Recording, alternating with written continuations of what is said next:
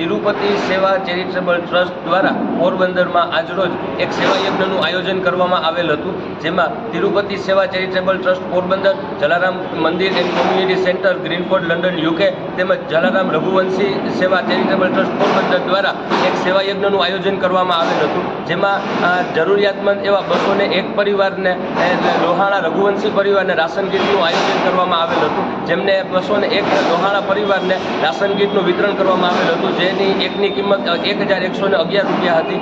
આ બધા જરૂરિયાતમંદ પરિવારને 1 મહિનું ચાલે તેવું રાશન કીટનું વિતરણ કરવામાં આવેલ હતું, જેમાં પોરબંદરના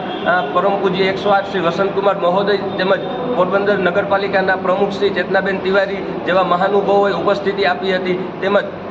આ સેવા યજ્ઞને પરિપૂર્ણ કરવામાં પોરબંદરના અનેકવિધ સેવાભાવી વ્યક્તિઓએ પણ હાથમાં હાથ મિલાવીને તેમનો સાથ આપ્યો હતો।